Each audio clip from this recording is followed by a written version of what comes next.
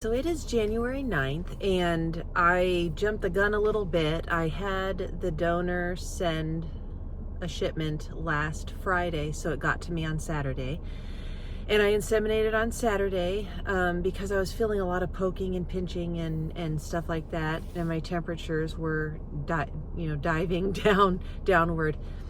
And it actually went to an ovulation temperature, which for me is 97.3. And then it went down to like 97.1, and then it went back to 97.3. And I thought, oh God, oh my gosh, So just in doing it for as long as I have, I've kind of memorized my usual ovulation temperatures. And so to be a 0.3, that was kind of like an ovulation day temperature for me. But anyway, but then, yeah, I think it was night before last, it was 96.88. Ouch. But that was 2:30 in the morning. I woke up. I thought, I'm going to go ahead and temp, because you need to be consistent with the time of day and everything like that. So usually it's 4:30 in the morning that I take my temperature. So this morning was 97.10, I think. Not an ovulation temperature, but I am feeling a major back pain, which I don't usually have back pain, so it's kind of a new thing for me now. And then I did feel some major, like some stuff going on my left ovary. So I think today is ovulation day, which I kind of thought would be, but like I said, I panicked and I had him send it on Friday, even though the plan was for him to send it today or yesterday, Monday, to arrive today. But today is day 4 of the sperm life, and I just cannot afford to buy another vial. And so I am going to hope and pray that he has the sperm that live 3 to 5 days. And so this would be day 4 if I can ovulate today. The sperm, he is majorly fertile, and in the right environment, sperm have been said to live up into 5 days, and some even said 7, but that's, I don't know. He might be that kind of superstar. But either way, day 4, they should still be alive, and they should be able to fertilize the egg when it comes out.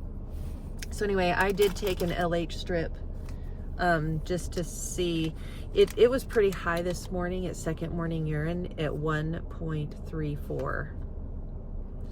So yeah, it's pretty dark, and and like I've said before, these strips I do for fun, just to see how positive it gets, because they are always positive. The lines always match, because I am in perimenopause. Now somebody said, well, I'm in perimenopause too, and my tests are still accurate and still working. You're not at the stage I'm at. So you're not, you don't have the 0.08 AMH that I have. You're not 46, so, and just because I'm 46 doesn't mean, everybody has a different AMH level and a different hormone level and a different way that they are, processing their perimenopause. My body is shutting down, it is closing up shop, and my hormones are so high that my tests are always positive. So I cannot rely on LH strips anymore or the digital tests. I have to go by my body temperature. And then I did want to say that I am excited because I'm not going to get the Mira because it is very expensive. $200, $300, just depends on where you're looking and where you buy, or if you buy a used one or whatever, or have a discount code.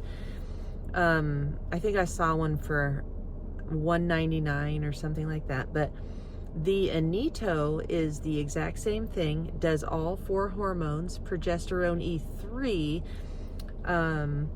and the LH, FSH, but the only one I care about is the progesterone. So, and it is the metabolite, so it's not going to be the same type of reading as a blood test, of course, because it is gone through your system and is coming out through waste in your urine. Anyway, so that's what's going on right now. I'm testing for ovulation. I have a lot of back pain. I really think I'm ovulating today for sure. So tomorrow's temperature, which I will include in this clip, to verify if it is an ovulation temperature. So I hope it is. An ovulation temperature for me is 97.8 and above. So let's see what happens tomorrow and hope and pray that I get an ovulation temperature tomorrow.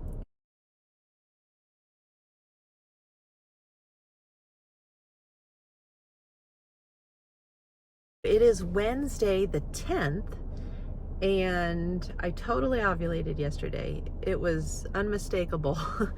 And I'm so glad, but it was different than it has been in the past, or the way it always used to be, where I just have one big, like a buildup of pressure and then an explosion out of my ovary. It still hurt, and it came out of my left ovary, but I had severe back pain, and I remember girls in high school always saying they had so much back pain when they were ovulating. And so it's just weird that it would be like that. I am excited and happy that it worked. Now, my temperature was not in the 80s or 90s, and I mean 97.8, 97.9. However, yesterday's ovulation temperature was 98.10 Fahrenheit, and so to go up to 97.65, I'm happy with that, because tomorrow should be in the 80s and the 90s, or maybe even 98. I was thinking on my drive to work, like with all of our advanced testing that we do, where we prick our finger and we put it on a slide and send it in somewhere to find out the gender of our baby, or to find out our hormone status, why isn't there an at-home HCG blood test, instead of having to go to a lab and have a blood draw and pay the $35 or whatever to go to Quest Diagnostics, for that. And, you don't need a doctor's approval for that. You do for the progesterone blood test, but you don't for an HCG blood test. You just pay the money, you go online, pay the money, and you go into the lab and have the test done. So I thought, is there an at-home blood test HCG, instead of the urine tests that we all get frustrated with, wondering, is this a real line? Is this not line? Are some tests, showing the HCG while other tests are not? And that's why we use more than one kind when we're early testing. And for a lot of us, we want to know if we're having a chemical pregnancy. It's interesting how so many people get so upset, saying, why do you need to know that information? And the answer is, I want to know what's going on with my body, and I want to know if I got pregnant or not, because to me that's very valuable information. Am I still conceiving? Because I used to get pregnant just about every cycle, back when I was younger. When I was trying, this is after my daughter was born in 2020, I was 42, just turned 43, and I was getting pregnant about every cycle. And it's encouraging to be getting pregnant, because it's like, okay, that part works. Let's fix why we're losing it. Is it low progesterone? Is it egg quality? Do I need to change my supplements, my diet, my lifestyle, whatever? Knowing that I'm getting pregnant is critical. And yes, I want to early test and see if I'm actually getting pregnant or not. And that's why I said I wanted to get an HCG test around 8 DPO, because that's usually when I'm getting lines, and then by 9 and 10 they disappear. And I really hope that I did add a few supplements that I had taken when I got pregnant with my daughter, and I just spaced them, and I didn't remember that I was on those particular supplements. Mitochondria, I'm sure, is a huge issue, and so I added in the lipoic acid, the alpha lipoic acid. I added that.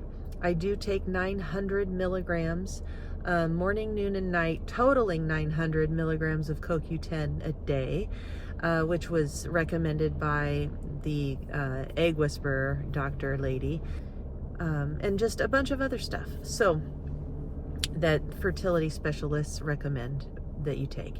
The sperm were 4 days old, and I just know through the different stories and things that I've seen from my sperm donor, I could probably guarantee, obviously I can't, but I am quite sure that he is one of the 5-dayers. I'm quite sure that his sperm live at least 5 days, with the way, as fertile as he is. So anyway, that is it for today. We'll see what tomorrow looks like, and we'll go from there.